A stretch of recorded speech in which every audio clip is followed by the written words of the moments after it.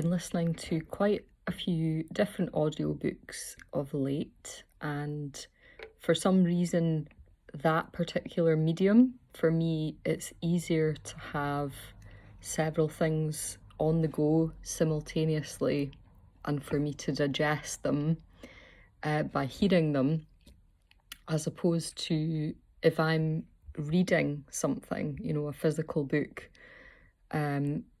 I feel like I can only manage one and be engrossed in one at a time, because I'm reading and processing information and getting into the words in a different way, whereas an audiobook is, it's like a wee story. And because so much of the other communication throughout the week is conversational and in dialogue with other people, I think that's a filter that I'm possibly more used to. So it's interesting just to examine how we process information and how well it lands, and how much time we need to actually absorb through different mediums, depending on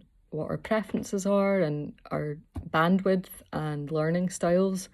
But all of that to say, because I have been listening to a few different things, my capacity to reference specifically of like, oh yeah, that idea or concept came from one place, particularly when you are engaging with multiple things of a similar nature, or similar subject, you start to see patterns and themes in information.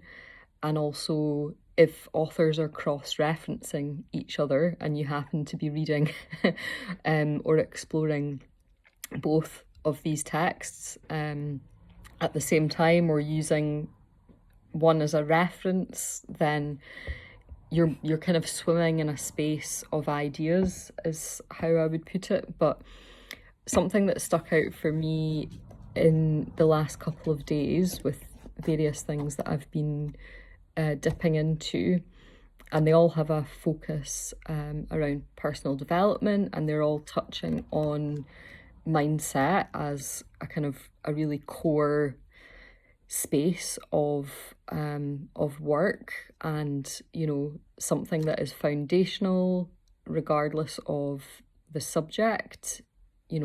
That area of development and exploration is going to be supportive to you in all different ways, or in all manner of ways, in a kind of holistic, multidisciplinary kind of point of view. But the phrase that kind of keeps coming to the front of mind, and one that has been used by definitely more than one person, is no one is coming to save you. And I think possibly certain things stick out for you and become a hook, and they become more poignant depending on where you are in your own kind of journey, what you're currently engaging with, if you're doing any kind of like processing stuff. Sometimes a phrase will just stick out to you, and it becomes something that has multiple layers of meaning, or there's depth to it. And I was thinking about this in relation to therapeutic work, because I'm kind of in a process with that at the moment, and very much, yes, I can reflect on where I'm at with that, and think about the fact that I'm the one doing the work, I'm the one engaging with it, and it's I'm an active agent. I'm participating. No one's forcing me to do anything. There's space holding, there are frameworks of support there, but I have to be the individual that chooses to step into that space. So yes, that is why I'm smiling. So I'm like, yeah, no, nobody is coming to save me. I'm doing that work. And then I was thinking about it in relation to voice and trying to kind of position how I felt about it in relation to vocal development. And then it started to touch on, I guess, the kind of values or principles and thoughts I have around, the social justice piece. And, when you have experienced marginalisation, or when you have been shut down, when your voice has been suppressed by systems, by individuals, um, there is something that kind of feels quite poignant about that phrase, no one is coming to save you. And then I think about a lot of the voice work stuff that I engage with and what I find inspiring and supportive. And so much of it comes back to this piece of trying to work with tools and techniques to support us to overcome barriers around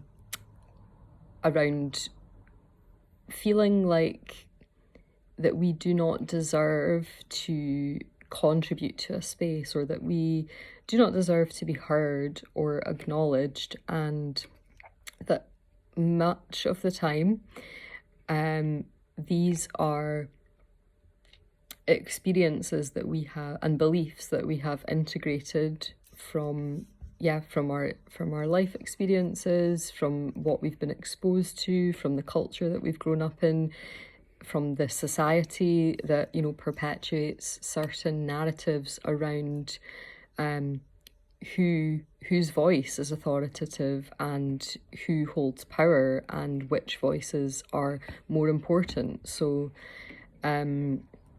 that's work that really inspires me, because it speaks to the sociological framing of how voice behaviour and characteristics develop, which I find really interesting. And coming back to the vocal development piece, or this idea of using the voice as a tool to explore identity, as a vehicle to navigate creative exploration with your expression, and also as a kind of therapeutic medium by which we can start to explore different facets of ourselves, awaken them, invite them to participate and engage, and help us to feel more whole and more accepting of all of these different parts and different voices that actually have a desire to express themselves and be acknowledged and heard. And I think that phrase, no one is coming to save you, then fits into this in terms of, well, we need to create that space within ourselves for that exploration, for that curiosity, for that suspension of disbelief about I can't, I'm not allowed, what will be the consequence of me navigating into this territory and exploring these things, especially if there has been experiences in life that have offered a counter to that. If you have actively experienced being shut down, being told that your ideas are not of value, being dismissed, being ignored, being undermined, and whatever the context and whatever the environment, that is a horrible experience, and that sort of thing stays with you, and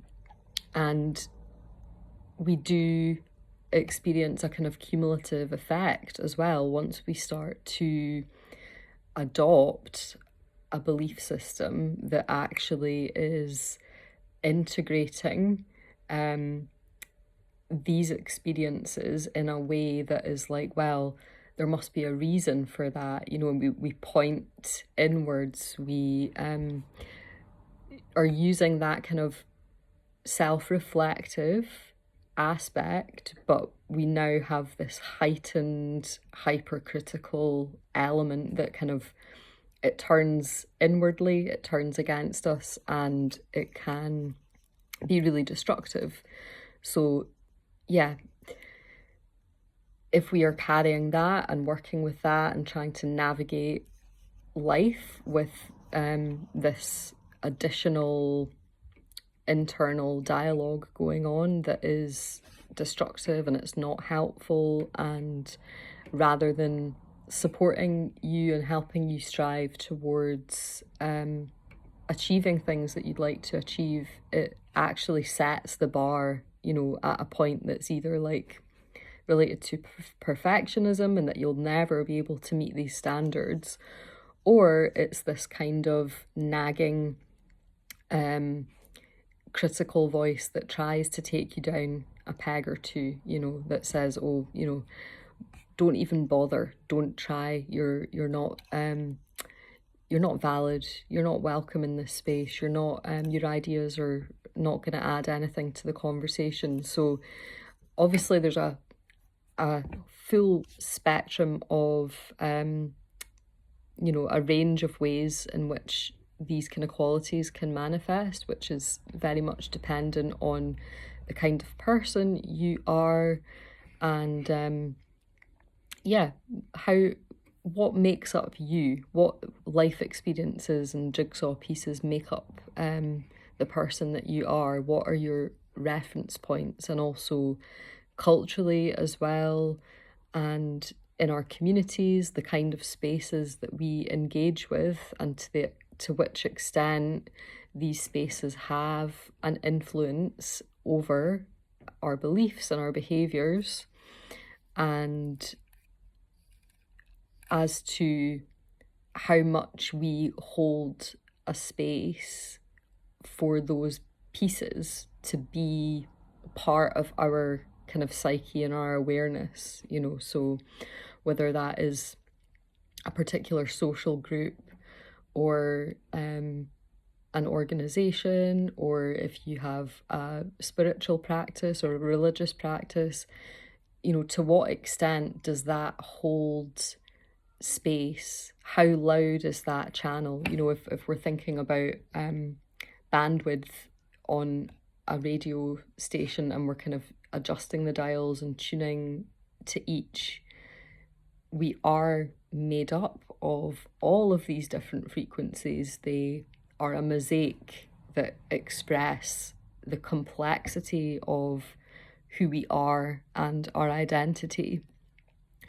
But to what extent do they create static or background noise or interference that actually prevents us from being able to really, really clearly connect with and hear and know and understand this authentic voice within us that is about our interoceptive awareness, our experience, our reference point, our ability to actually come inward and assess, how am I, what's going on, where am I, you know?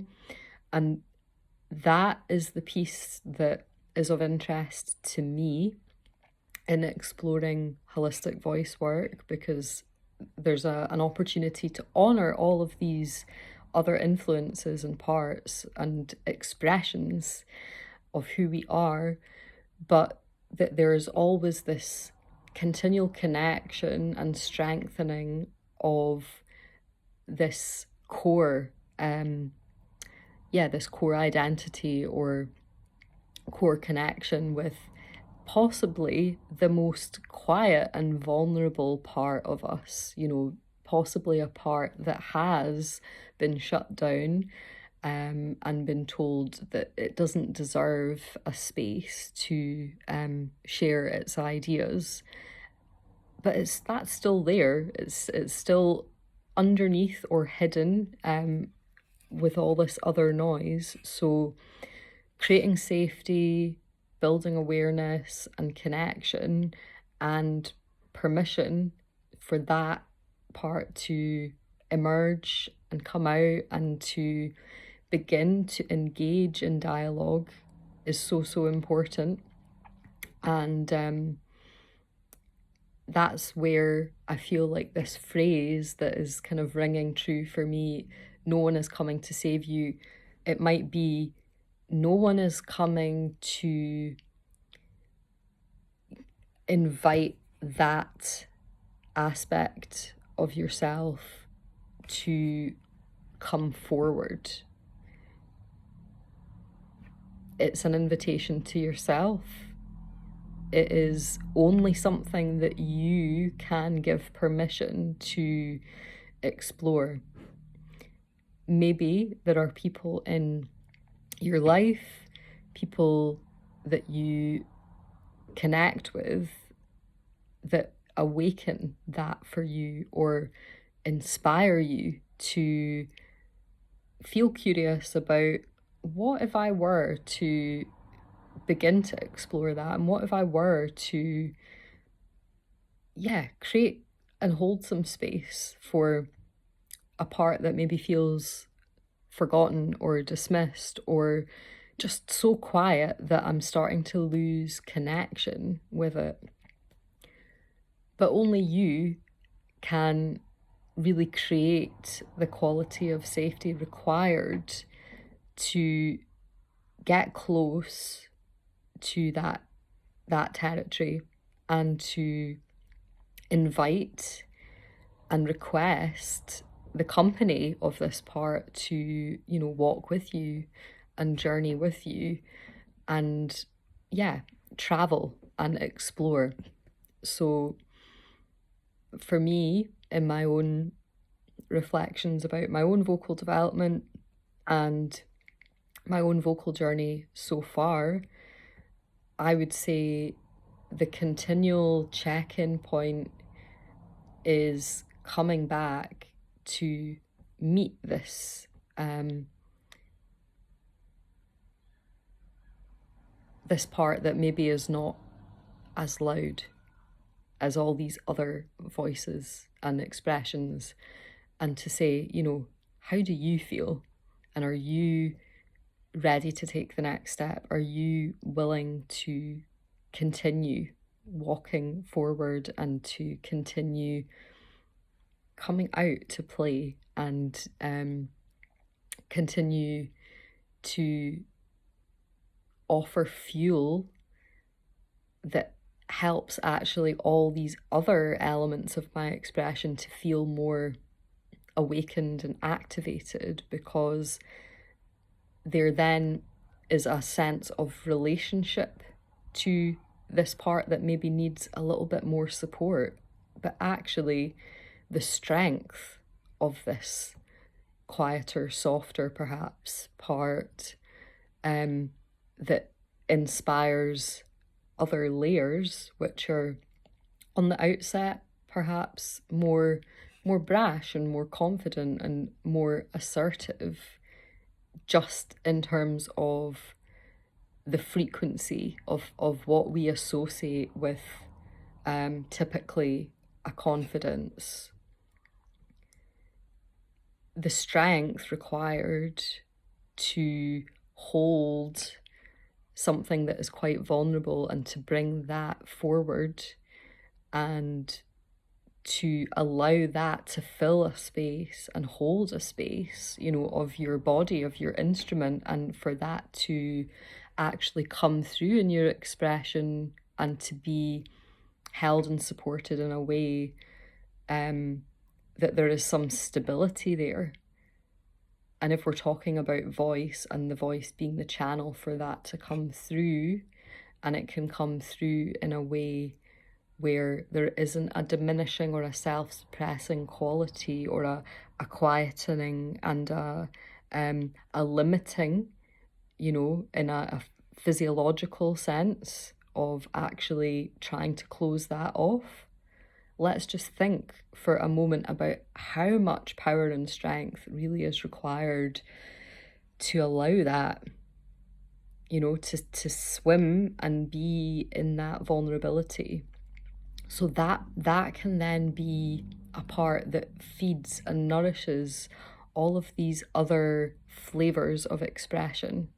And it enhances these other flavors of expression as well, because the underpinning there, for me, I'm speaking again, of course, to my own experience, the underpinning is about then I am fully present, I am fully here, all parts of me, have a seat at this table. And the part that needs the most support, love, care, attention, the part that maybe has like additional support needs, let's put it that way, that I am holding a space for that. And actually, only I can really, really provide that. A very good space holder will recognize when it is required for there to be a higher touch point and to offer additional tools. But it's about then tools that are accessible enough for that individual to apply and explore and work with independently, or in real time, with the support and the witnessing and affirmation of a facilitator there, to hold that space.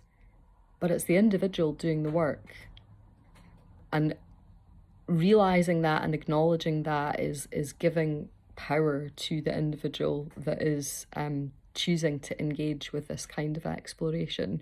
And for me, that is so important in a quality of space holding, but also from the get-go, that reminder there to that person who is choosing to embark on a journey of exploration and navigate, using voice as a reference point, that they have permission to invite this very, very gentle aspect of themselves to traverse, and that you're willing to hold a space for that and acknowledge that it might be really difficult and challenging for that person to get to a point where they're actually ready to take the hand of that aspect and to, allow that to accompany them in their explorations. And it's however long that takes, that's about the individual journey of that person. And yeah, those are today's thoughts. But that one did stick with me. No one is coming to save you. And I don't think it has to be framed in a kind of heavy way or interpreted in a heavy way. Certainly the way that it's landing for me, based on where I'm at in my own processes and drawing on my own experiences from a facilitation point of view, no one is coming to save you. It's like once we have a realization and an acceptance of that from an empowered place, it's like, okay, yeah, I get to choose. I get to choose. I get to be an active participant here. I get to decide. I get to explore. I get to take the first step. I get to take the reins. And I think coming to that as a starting point, before embarking on a learning journey or a personal development journey, to have that affirmation, permission, empowerment piece is absolutely essential, because it becomes the fuel that keeps you going, during days that are tough, where you feel like you maybe want to give up, or that you're meeting a barrier or resistance, and that resistance reminds you of something painful, or it reminds you of a time where you shut down or you gave up before. No one else is coming to pick you up. So that is a kind of like firm but assuring anchor point, I think, to help get you back on track, you know, when you need that little, like a firm but encouraging hand that says, you know, come on, but that it comes from you, that there's that internal reminder there. So that's why I'm using the word anchor.